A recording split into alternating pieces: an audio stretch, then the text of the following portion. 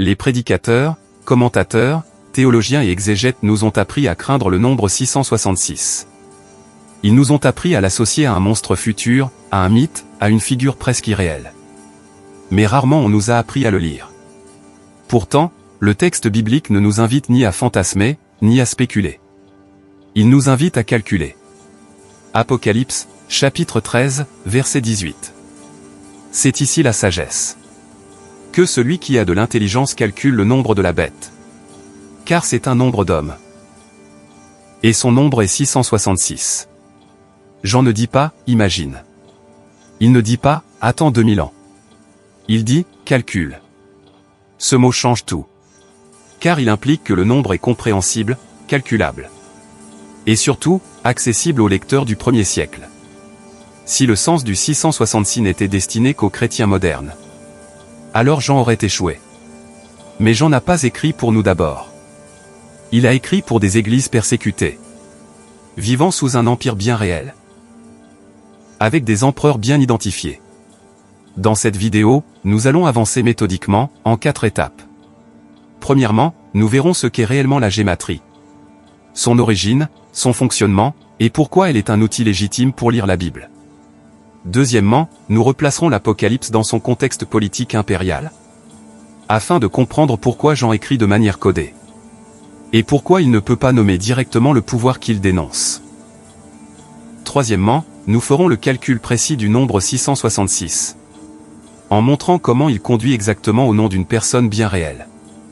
Enfin, nous relierons cette identification aux visions de Daniel, pour montrer que la bête de l'Apocalypse est l'expression historique de la 4e bête, une puissance, incarnée par un chef précis, et prolongée par d'autres.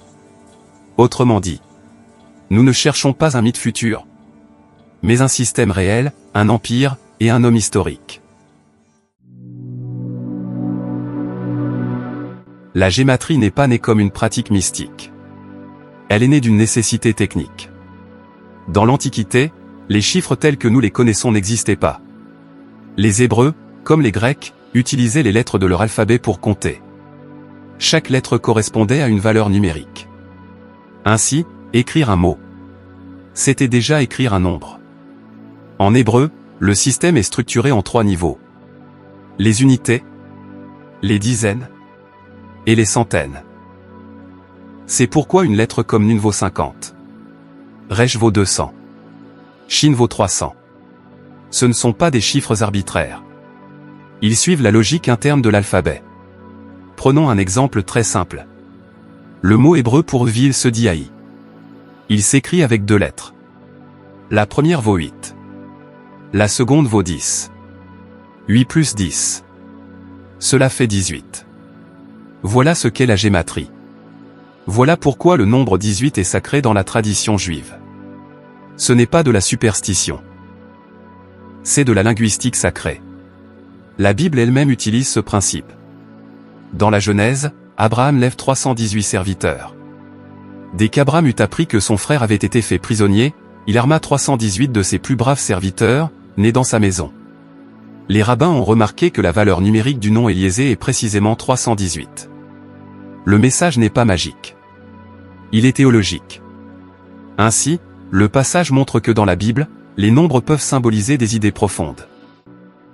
Ici, 318 ne décrit pas seulement la taille de l'armée d'Abraham, il reflète la valeur et le rôle d'Éliésée, mettant en lumière la fidélité, la confiance et la providence divine.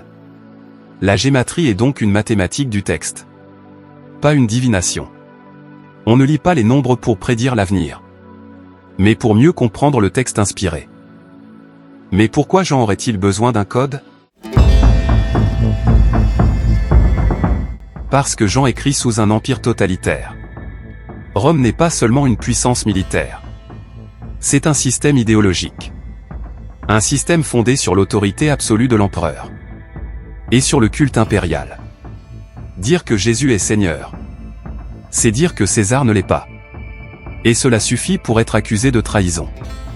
Jean ne peut donc pas écrire « Un tel est la bête » sans exposer immédiatement les églises à la mort. Il adopte alors un langage codé, compréhensible pour les initiés, opaque pour le pouvoir. Quand il dit « Que Que celui qui a de l'intelligence calcule. Il s'adresse à des chrétiens formés, imprégnés de culture juive, habitués à lire les Écritures en profondeur. Le code n'est pas là pour cacher la vérité. Il est là pour la protéger. Mais avant de parler du calcul, il faut regarder la réalité en face. L'Apocalypse n'est pas née dans le vide. Elle est née sous un pouvoir précis. Et ce pouvoir avait un visage. Parlons d'un homme. Néron né en l'an 37. Il devient empereur en 54, à 16 ans. Au début, son règne semble prometteur. Il est entouré de conseillers compétents. Mais très vite, son véritable caractère apparaît. Les historiens romains sont unanimes. Tacite, Suétone, Dion Cassius décrivent un homme narcissique. Impulsif, cruel, obsédé par sa propre grandeur. Néron se prend pour un artiste divin. Il exige l'admiration. Puis l'adoration. Il fait assassiner sa mère. Il élimine ses rivaux. Il gouverne par la peur. En 64 après Jésus-Christ, un incendie ravage Rome. Pour détourner la colère populaire, Néron accuse les chrétiens. C'est la première persécution impériale officielle. Des chrétiens sont brûlés vifs. Crucifiés. Livrés aux bêtes.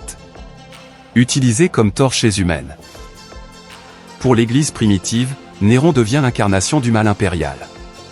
Et c'est ici que le calcul prend tout son sens. Le nom grec Néron Caesar. Translittéré en hébreu. Le calcul est exact. 666. Ce n'est ni une coïncidence, ni une interprétation forcée. Jean ne vise pas seulement un homme. Il vise un système, incarné par un homme. Mais l'Apocalypse va plus loin. Elle parle d'une bête, qui était, qui n'est plus, et qui doit revenir. Après la mort de Néron, une rumeur traverse l'Empire. Le mythe du Néron redivivu. Beaucoup croient qu'il n'est pas mort.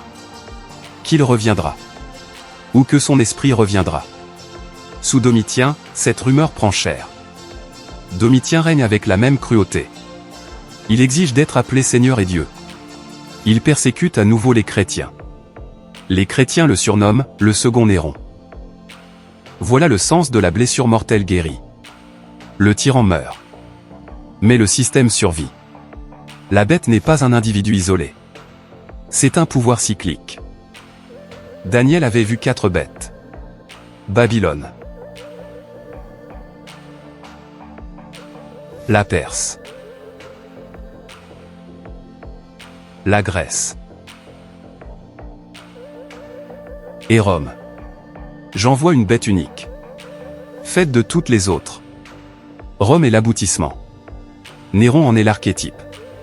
Domitien en est la continuation. La bête n'est pas un monstre futur. C'est un pouvoir humain qui exige ce qui revient à Dieu. La Bible ne se devine pas. Elle se lit. Elle se compare. Elle se calcule. Et elle nous apprend à reconnaître, à chaque époque, les nouveaux visages de la bête. Mais reconnaître la bête dans l'histoire ne signifie pas que l'Apocalypse est close. Car Jean ne parle pas seulement du passé.